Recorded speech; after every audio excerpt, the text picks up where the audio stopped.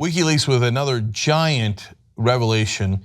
This time they hacked the CIA and are revealing some of their most devastating programs. It's devastating to our privacy and perhaps to our health, as you'll see. Mediaite explains WikiLeaks released thousands of documents on Tuesday, claiming that they hold significant details about the CIA and their capabilities for hacking and cyber espionage. Well, that certainly is true. So what's in there?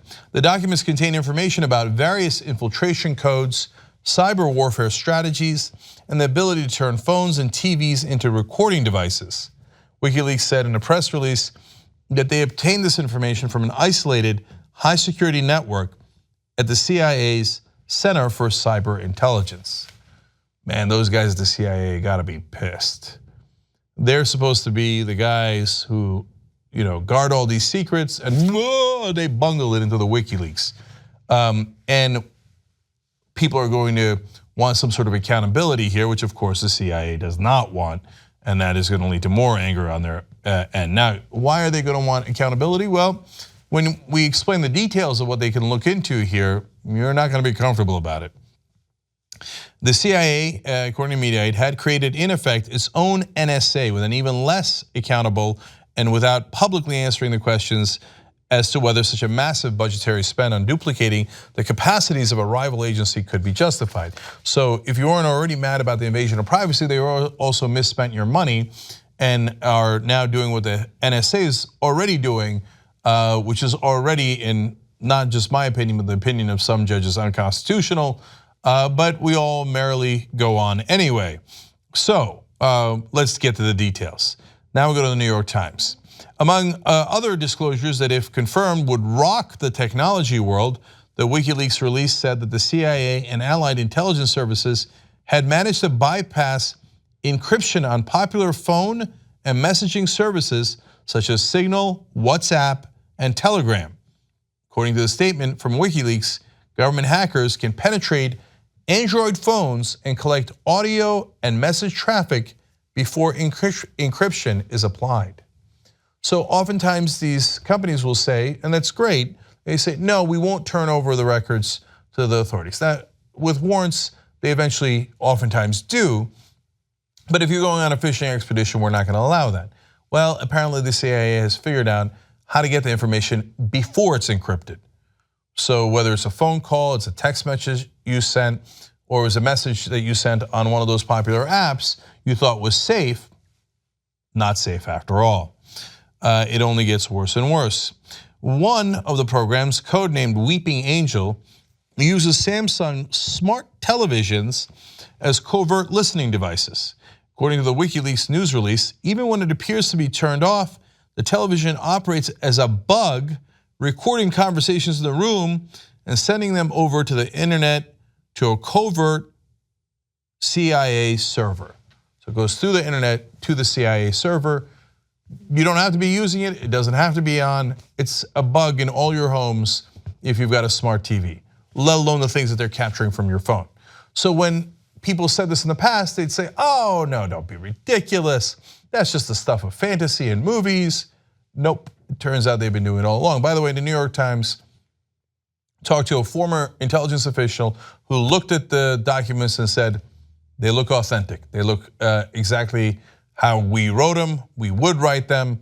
It's not 100% confirmation, and the CIA, of course, refuses to comment. But so far, nobody's made any loud declarations that they are not authentic. If anything, it appears to be the opposite. And by the way, on the Samsung TV, Samsung admits it. In their manual, in the fine print, back in 2015, if you look at it, it says, please be aware that if your spoken words include personal or other sensitive information, that information will be among the data captured and transmitted to a third party through your use of voice recognition. So it's not a conspiracy theory, it's in the manual. It's in the manual they gave you when they gave you the TV. But it's not just TVs, it's phones. It's also, and here's where it gets more disastrous, your cars. Now we go to Left Lane News. Now that's about driving, it's not about politics. They say the US Central Intelligence Agency's hacking division has allegedly explored vulnerabilities to vehicle systems. One document outlining a 2014 meeting for the Embedded Devices Branch lists vehicle systems, e.g. VSEP, as a potential mission area. The VSEP acronym is not identified, though it surfaces later in a note regarding QNX that says big player in VSEP. They explain all these terms. Basically, bottom line is, these are the things that are in your car that you talk to, Bluetooth, etc. But it doesn't just end there. First, let me give you the lesser of the problems, then I'll give you the worst problem. Less extreme applications for intelligence gathering might include eavesdropping via hands-free microphone or tracking of the vehicle's location, potentially utilizing modern vehicles' cellular modems for real-time monitoring. Now you might think, well, why is the CIA going to record a schlep like me? What do they care where I'm going? Well, unless you're a political opponent. Now, so far, we've had someone who was fighting to keep their immigrant parents in the country targeted by ICE. Right after she gave a political speech, she was arrested. Last night, Kaiser Khan, the father of the fallen soldier that spoke at the DNC against Trump, he said his visa was questioned, even though he's been a US citizen for 30 years.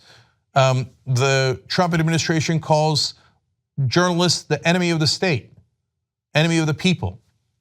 There's actually a story from a former intelligence official out today saying that the Trump administration is beginning to target journalists with the help of Russian intelligence. Now they don't need Russian intelligence, they could just turn to American intelligence. And they still don't get it. They're in charge of the government. So this is now all at their disposal. Okay. Now, by the way, it doesn't have to be something, if you're not political and you think, well, I'm a dentist, I'm an accountant, I'm a plumber, I don't really care about politics, they're not gonna target me. Unless, of course, there's some dude who works in your neck of the woods who gets your information and wants to mess with you. He doesn't like you, or you slept with his wife, or he's sleeping with your wife. Now, all of a sudden, he's got your information. It is gonna be an unbelievable mess. Okay, I haven't gotten to the worst part yet, and here's that part. WikiLeaks explains that this being able to infiltrate your car also would permit the CIA to engage in nearly undetectable assassinations. They will be able to take control of your car while you're in the car. Now, Left Lane News mentioned the case of Michael Hastings. They're not saying that the CIA did that. This memo is, by the way, from 2014. Hastings died in 2013, but if you don't remember, he was a journalist who challenged the military and the CIA, was working on a story on the CIA, and then had a mysterious crash where his car sped out of control and he died. Now, we don't know what happened there. There's not enough evidence. I don't think there was anywhere near enough investigation, but they mentioned it in the context of it is not impossible. In fact, again, like the TVs, we already knew this was possible, and they remind us. They say, former US National Coordinator for Security, Infrastructure Protection, and Counterterrorism, Richard Clark, told the Huffington Post in 2013 that there is reason to believe intelligence agencies have developed the ability to remotely control certain vehicle systems and do some really highly destructive things. So here we are, guys, right in the middle of Big Brother. Now, WikiLeaks explains why they do these releases. They said the source in a statement set out policy questions that, quote, urgently need to be debated in public, including whether the CIA's hacking capabilities exceed its mandated powers and the problem of public oversight of the agency. Well, that I couldn't agree with more. Did you guys authorize this? Did we authorize this in a democracy? Did we tell the CIA to go ahead and basically wiretap all of us to gather all that information and to use it whenever it's convenient for them or convenient for the new people in power? Did we tell them that it's okay to listen to us through our phones, our TVs, our cars? Did we tell them it's okay to develop technologies that would allow them to control our cars when we're in them? I don't remember the American people authorizing any of that. And then when you ask for what was authorized, they go, oh, no, it's the CIA, you can't look into it. No, this is not yet an authoritarian government. It is supposed to be a democracy. Of course we can look into that, and the more information about it we have, the better. So I'm glad that we've at least got it from some source here. And by the way, the rest of the press, up and at 'em. You're not supposed to be just watchdogs of the Trump administration because you're in a fight with them. You're supposed to be watchdogs over the whole government. Do your job, get more of this information so we can make rational decisions in a democracy. I don't think the American people signed on for this. You know who created journalism you could be proud of? You did. Our audience helped us hire an investigative reporting team. Now we're going to go for a second. tytnetwork.com/go. Let's build the best reporting team in the country together.